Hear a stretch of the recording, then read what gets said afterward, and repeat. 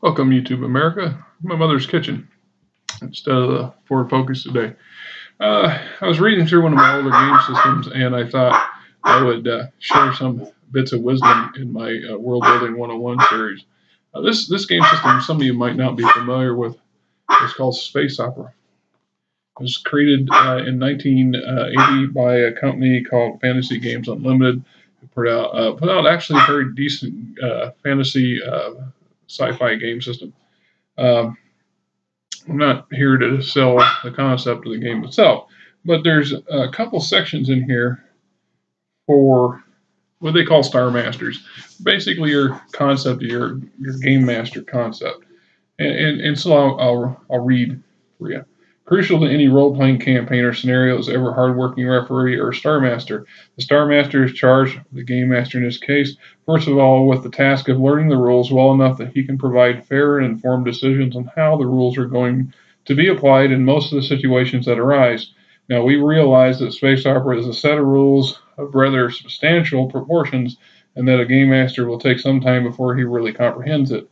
But he should also realize that players are capable of comprehending rules too. By encouraging players to learn the rules as well, the game master can rely on someone else to remember a particular procedure, even if he's a bit fuzzy on it on himself, or he hasn't remembered it at the moment the issue comes up. A game master must create a universe in which the action is going to occur. This can be as big or as exhaustive as a job as he wishes to make it. Many referees make the mistake of trying to do the total design right from the beginning.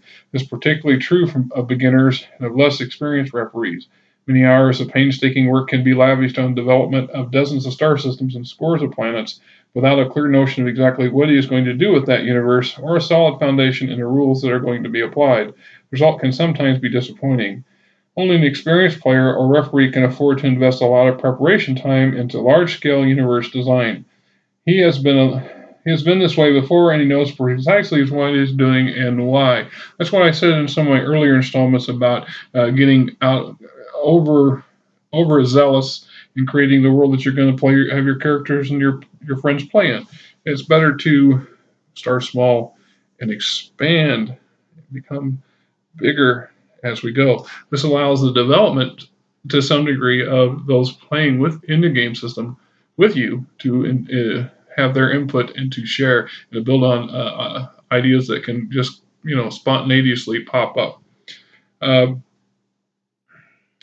Continuing here, it says beginners and inexperienced game masters then should set modest goals at first, allowing their universe to grow with the campaign. Hence what I just said. And with their ever-increasing expertise and knowledge of the rules, the fine art of role-playing. If matters really become fouled up, the original design can be easily modified or even scrapped and replaced. If it is too much work has gone into it, the temptation to waste even more hours trying to make an ill-conceived universe work can itself become time-wasting obsession. Yeah, and that goes without saying. I've made that mistake myself several times. Developed a lot of effort into a particular fantasy setting or science fiction setting that I was bound and determined to, enforce my view of what I wanted my game group to enjoy, and it turned out to be a big poof, and it didn't work out so well. At the end, they got if everybody's bored or not wanting to play again, maybe you need to revise your process, right? So he goes on talking about the Game Master developed various quests and adventures for the player characters, the role of Starfleet, blah, blah, blah.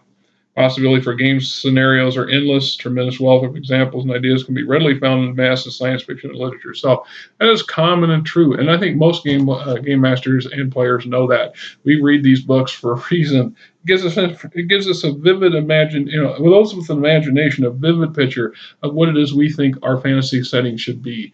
And this is why Forgotten Realms and Star Wars as a game environment is so embraced, because there's a plethora of material out there that you can just sink into, envision while you're playing the whatever it is you're playing, and makes it much more enjoyable. It's harder to do when you're coming up with something that has not a whole lot of experience and so on and so forth. The continuing on here. However important the contribution of the players may be, it is the game master who will either make or destroy a science fiction campaign. His imagination, preparation, and mastery of the rules and the possibilities contained therein will be essential to the success of the whole activity. The truth of the matter is, if you create something that you yourself don't believe in or don't have passion for, it will show. If you're playing in a game system that you really don't want to do or you're not overly enthused about, it shows, and your players will pick up on it, and it's not as an enjoyable session for everybody. And it might not pick up speed, it may not gain legs, but everybody was hoping for it to happen. Not all game systems are equal. Not all game systems. The imagination doesn't connect to everything. This is why we have multiple models of automobiles and telephones and so on and so forth. Is because we don't all like the carbon copy, right? I see there's this one here. The game master must conceive the adventure scenarios, operate the many NPC or non-player characters that populate the universe, and come into contact with player characters, providing neutral opposition to the characters as they pursue their goals and settle all disputes over the rules. He must be fair in interpreting the spirit rather than just the letter of the rules. He must avoid personal involvement himself, sometimes a difficult thing to do because his role as a neutral opposition to the characters can occasionally bring out his own competitive spirit. They also must suppress this because, as a referee, he holds all the cards and can subconsciously rig events to suit himself if he is not careful. Such neutrality is essential for one of the tasks of the Game Master is to act as a neutral go-between between characters. When characters secretly or individually act behind the backs of their comrades or set themselves up in opposition to the very authorities and power the NPCs whom the Game Master controls. This is a very big responsibility, and the game master will find that having a split personality that ignores what he knows is very useful. That it is what he himself knows. Yeah, forgive my mother's dog. She's got chihuahuas, and the town siren went off. So they're having a conniption. That is what he himself knows as a game master must be kept separate in his mind from what his NPCs knows.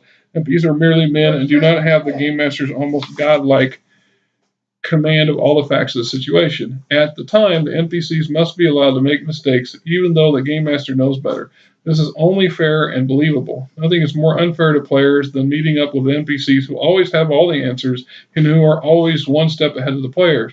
Game master must be a go-between his NPCs as well as between the various characters.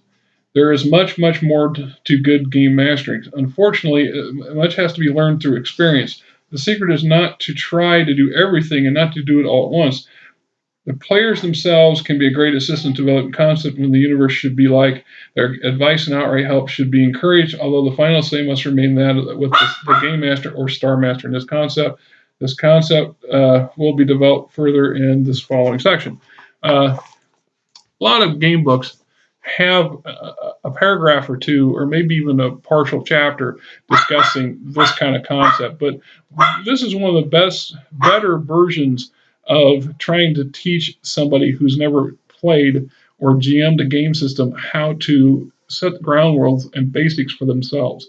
It's not something we can just leapfrog into and expect to run fantastic cinematic concept like some of your players are used to playing on Xbox. It's not going to happen. Developing your world or your fantasy world, whether it's science fiction, fantasy, what have you, is just part of the plan. The other part of the plan is populating it with believable non-player characters and having reasonable scenarios where the players interact and with these set NPCs and monsters and so on and so forth. So it is a learning curve.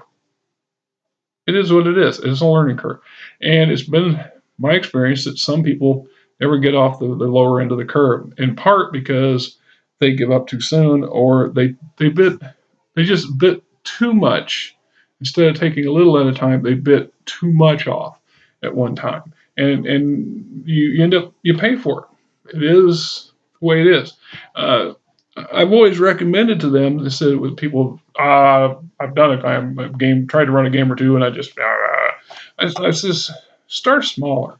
Go back and work yourself into something.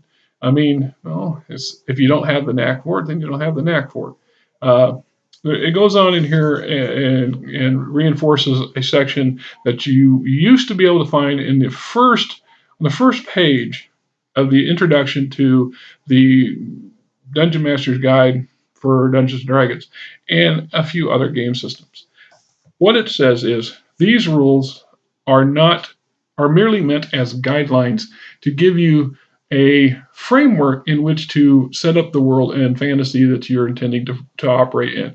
That, therefore, what they mean by this, and this is something I've had arguments, spirited debates, okay, let's call them spirited debates, with rules doctors, people who are obsessed with just, the letter of the law, the letter of the rule, and not the spirit.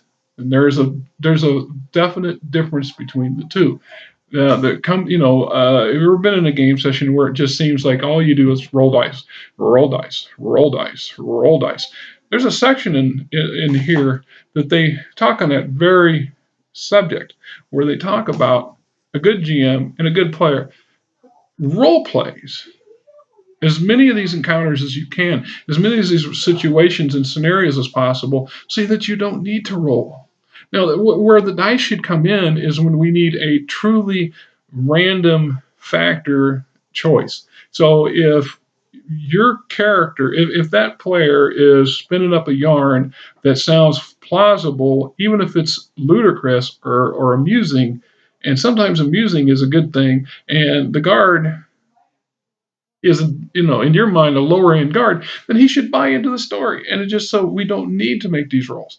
Keep in mind, now this is just from my personal belief in this, keep in mind that that's still interacting, that's still basis for experience. Just because we didn't roll dice does not mean they shouldn't gain experience for a successful evolution or solving of a particular dilemma or situation. So if they can bamboozle, sweet talk, buffalo, or intimidate their way past the guard, then that's experience.